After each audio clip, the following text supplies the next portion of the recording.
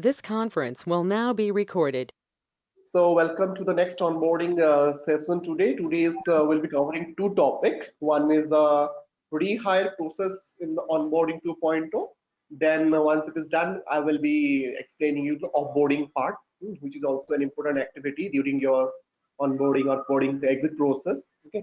So get started with the rehire process first. So what do you understand by rehire? Just a way I wanted to a layman answer, like it should not be technical, but what is your understanding? Bharadwaj, what do you understand by a rehire process?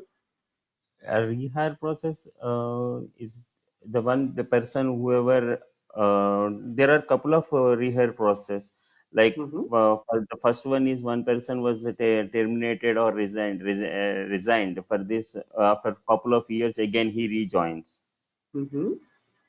Okay. is one kind of a rehire process. And second one is if a person is like international transfer, just I told you yesterday, like he needs Yes. to resign in one location and he needs to join in another location again based on moving his payroll and everything. So again they Exactly. will rehire there Hmm. Hmm. in the Hmm. other location. So these are the two kinds of rehire process. So he will join in the same organization with the same ID sometimes or different ID sometimes. Exactly, exactly. So you're absolutely correct. So I'll just add a one point here. The second scenario which you have explained, that also we sometimes call it as a global assignment. Okay, so people Yes.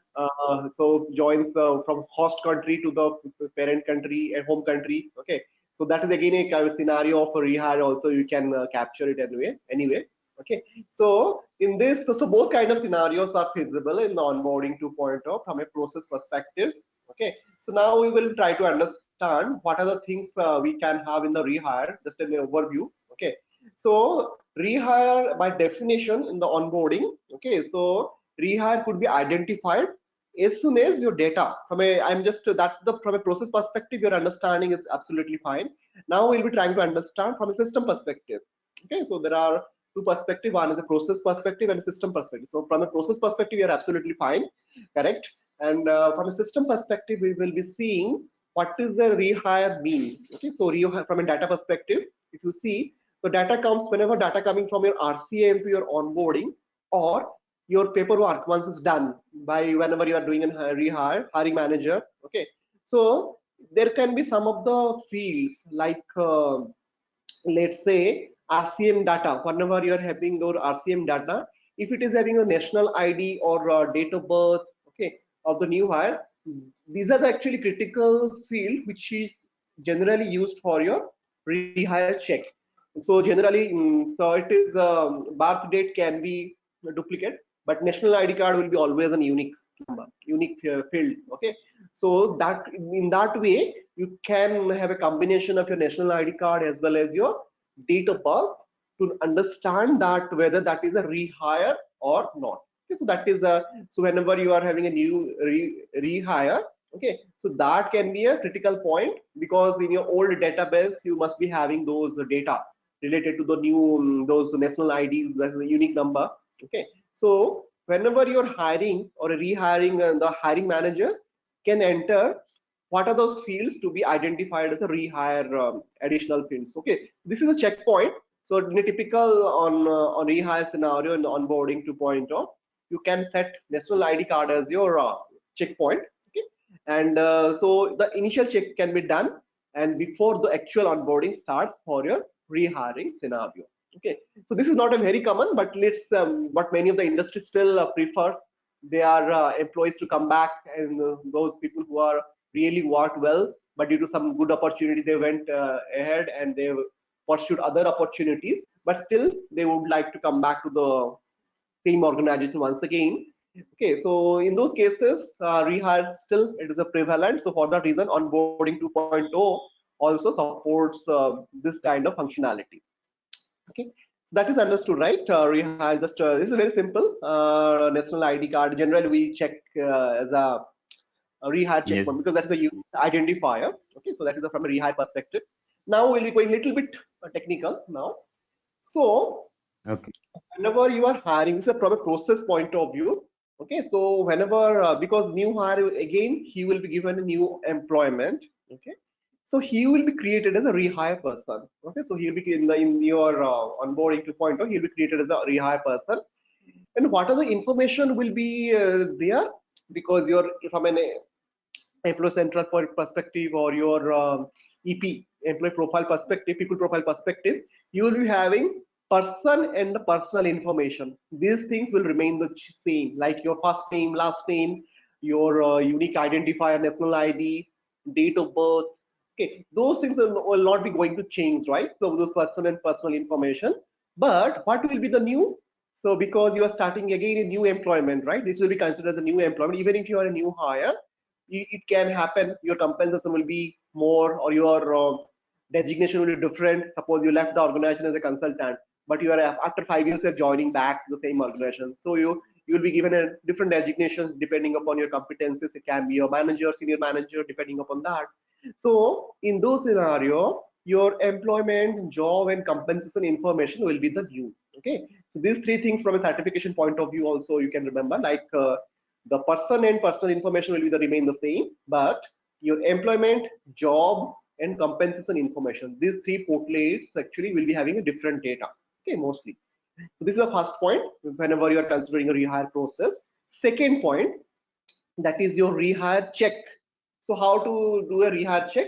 It is done based on your employee central rehire configurations. Okay, as you are using the employee data model, so you will be seeing in your admin center managed data, there is a set of configurations, which I'll be showing you just after this in the screenshot. And basically you will be having hire and rehire configuration. And depending upon that setting, you will be having those rehire check, whether during your onboarding process, system will validate. Suppose you are putting a national ID card, as date of birth, okay, as a checkpoint, then system will verify those checkpoints to the previous data, which is archived, or it can be in your SuccessFactors system. It will just validate whether those matching, those unique identifier, national ID, as well as your date of birth is matching to your old IDs and date of birth. System will check and it will just validate that. Okay, then it will confirm. Okay, so that is the second step. In the third step, what happens from a process point of view? Again, there are two kind of rehire checks are available in the onboarding 2.0. First one is your actually the rehire check for either success factor recruiting, or if you are using any external ATS, that is your external applicant tracking system. Okay, so it will be used for your rehire check, that is from if you are having an RCM system and all. And if you are using those third-party applications, then there is a standard API for that. So the create onboarding API. Create onboarding API will be helping you to those rehire check. That API will be interacting with your third-party application tracking system. Okay, and from the third party, or if you're using any third-party HRIS system, so in one of the previous sessions, we have seen how even if there is another third-party HRIS system you are using, and only from SuccessFactors side, if you are using onboarding 2.0, then in those cases also it will validate this API. The create onboarding API will be validate all those your checkpoint, whether he is a rehire or not. Okay. The second point is second rehire check will happening after the personal data collection step. So as you know, personal data collection step is one of the onboarding step. So during that personal data collection step, there will be again a second rehire check. So there are two checkpoints. Okay. So what is the purpose of the second rehire check? Now we will try to understand. The next point which talks about second rehire check is shown only if the first rehire check is not successful. Okay, so let's say due to some reason you have deleted, or you have archived, but you have not maintained those specific data, okay, due to some reason. Okay, then your first check will be failing. Okay, so in those cases, second rehire check will validate again during your personal data collection check whether that rehire is successful or not, or otherwise you have to mark him as a new hire if you are not maintaining all those things. Okay, so after doing this, both the check, so I will say second rehire check is again an optional thing. Suppose if you are already qualified for the first rehire check and you understood that this is a rehire, you can accept that as a rehire. Okay, so these are the three check you can see, and it allows you the three options. It gives you three options. like accept as a new rehire, so that his personal information will be automatically flow to, okay. And second one, if your first recheck is failed, second recheck you do not have much information about that, you are not sure that is a rehire, new hire or not, then you can accept him as a new hire, not a rehire. Okay, this is the second option. A third option is actually for people who had some issues in their past employment. Okay, so you found out that these people have already, there can be scenario who left the organization and due to some issues with managers or due to some reasons, okay, some integrity reasons, okay, and you do not want to rehire them. Okay, so in those scenario, this system will be helping you. This is the thing, this is the new hire, it is a new rehire, but you came to know that there is some issues happened with this employee and due to some reasons, and you would like not want to proceed with that employee.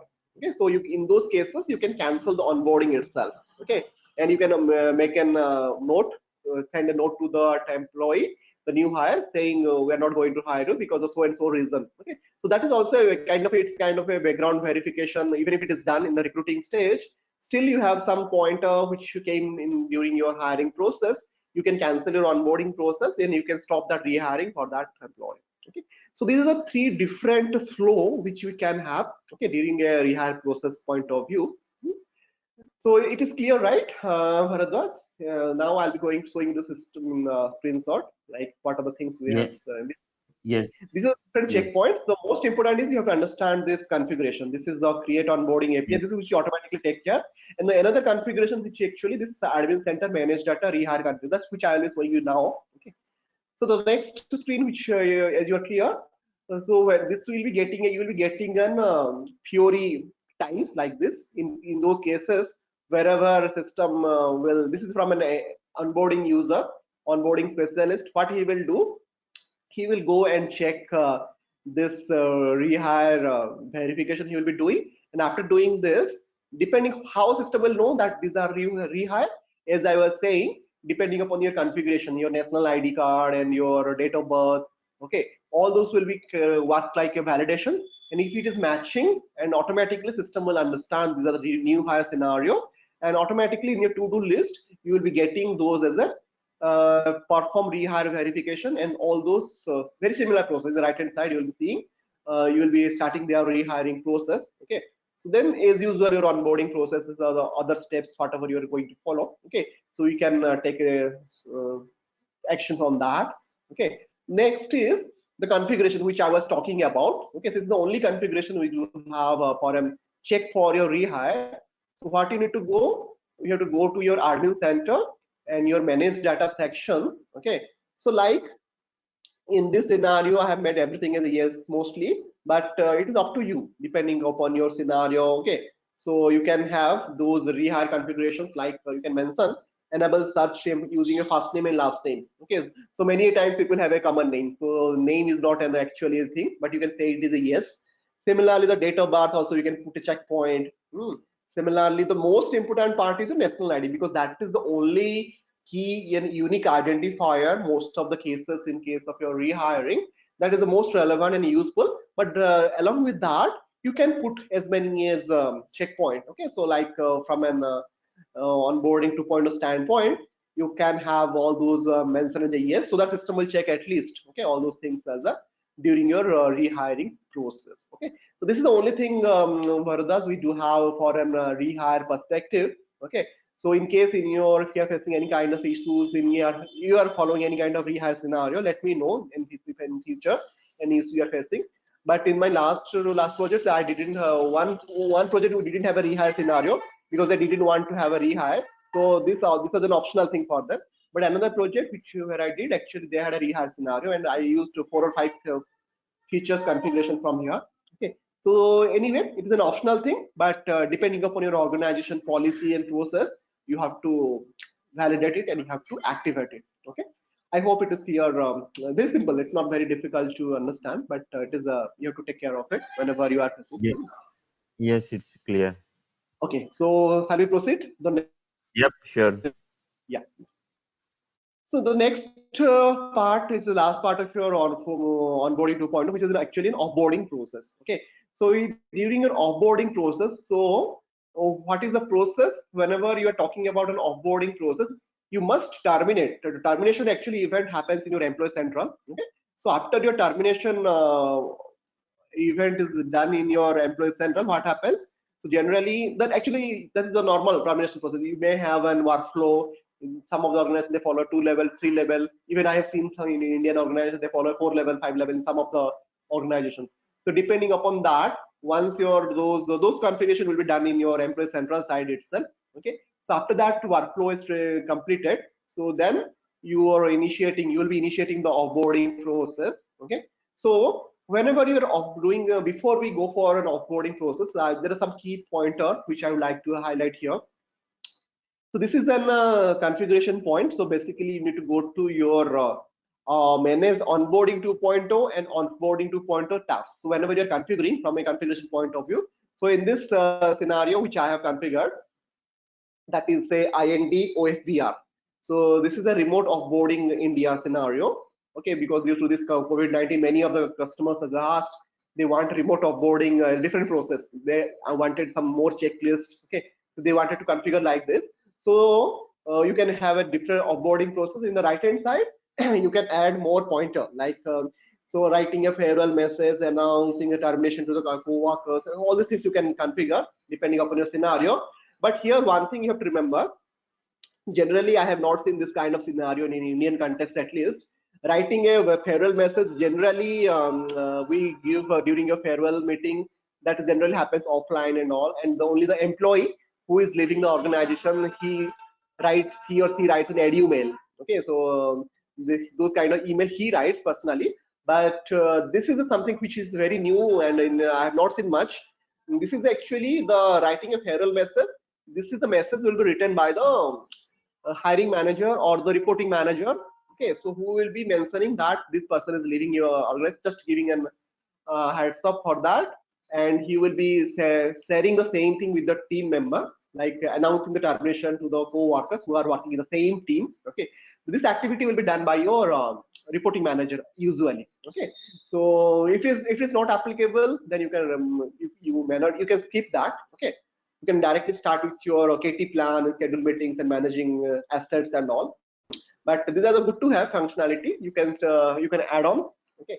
Similarly, the creating a knowledge transfer plan, and this is actually a very new thing in your onboarding 2.0, which was not there in your onboarding 1.0, as many of the customer have asked, and this is a valid ask by many customers, because whenever you are leaving your organization, you have a lot of responsibility, you have a lot of handholding you have to do before your last day of work. Okay, so for that reason, this creating a knowledge transfer plan is very essential in most of the organization, that you have to, as a reporting manager, okay, you have to create that the entire knowledge transfer plan. Okay, then once it is done, schedule meetings is all about your, if you're having any kind of one-on-one session with your employee who is leaving the organization, like you say, very similar to your exit interview process and all. Okay, that you can conduct. Similarly, we have a managing asset, which is very important. So managing asset means whatever the department wise, the clearances and all, like your laptop, mobile phone, your gate pass. Okay, all those things, or library books if any. Okay, all those things will be part of your managing assets. Okay, so this is a very not very different from your onboarding 1.0. Only new thing is your, if you see the create a knowledge transfer plan, but anyway the tasks are much simpler in the onboarding 2.0. Configuration is much easier. Okay, so that will be able to identify. Next one is your enabling. So this is the first one from an admin perspective I told, from an HR manager or a reporting manager I have mentioned. But whenever you are enabling the offboarding, you have to ensure. So there are two parts you will be seeing in the screenshot. The if you're still using onboarding 1.0, sorry, in the offboarding 2.1 also you are still using, they can coexist. Then you have to ensure I have clearly identified which are the node you have to, which are the tick you have to put in your provisioning side. From an onboarding 2.0 point of view, there is a separate section for offboarding 2.0. Okay, so that you must enable it, the highlighted in orange one. Okay, and similarly, if you are using onboarding 1.0, for offboarding 1.0, there will be certain things, which is, suppose if you are planning to decommission your offboarding 1.0, then you can just remove those things. Okay, only you can use your offboarding 2.0. So this is very simple from an offboarding provisioning point of view. Other than that, there are some prerequisites. So these prerequisites must be met if you are using already Employee Central in onboarding 2.0, like your enabling generic objects, UI framework, business process engine, intelligent services, attachment manager. So all these things are prerequisite to your offboarding 2.0. It must be enabled, okay, during whenever you are activating this in your provisioning. Okay.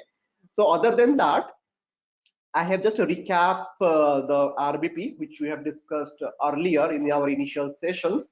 From an RBP point of view, there are again two types of user. One is your admin user, another is a user, means the employee who is leaving the organization. Okay. So from an admin point of view, you have to ensure this all permissions must be there, like your administrate offboarding 2.0 content. Okay. Similarly, permission to cancel offboarding. So why it is required canceling offboarding? Like suppose something happened after your exit interview and the employee is told he would take back his resignations. In those scenarios, you have to cancel your offboarding. Okay, so in those scenarios, you must have these permissions to cancel the offboarding process. The admin must be having those cancel offboarding process. Okay.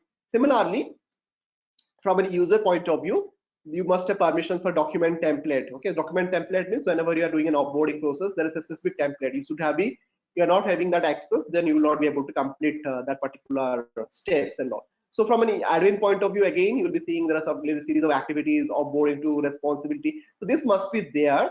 And from a user point of view, there are series of you will be seeing permissions like asset, document flow, document data, KT plan, KT task, which I was saying it is very new to your offboarding 2.0 process. Okay, so you have to access, you should have, even if the manager has created, your manager has created your knowledge transfer plan and your knowledge transfer task, but if you are not having access to it, you will not be able to see it in your offboarding thing. Okay, so this is the knowledge transfer plan and KT task. You can have those permissions and all. Similarly, you will, must have those equipment type, all these things as a part of your assets, again asset task and all. So this permission you must have.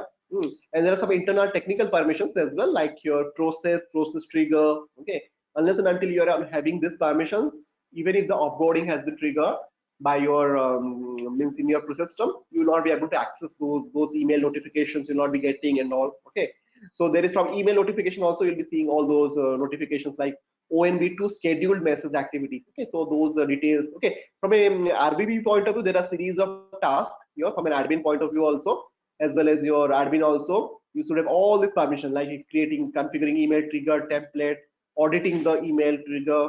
Okay, generating all the documents. So these are series of permissions you must have. Okay, and I have so all taken few of the screenshot from my previous projects, and I will just take you through some of them because we are not having access to the sales demo today. So what I have done, I have taken some of the key permissions here. Okay, so this is one of the permissions for asset, task and all. Okay, so visibility, that means you have to, if you are having these permissions, you will be having those access to those asset, task and all.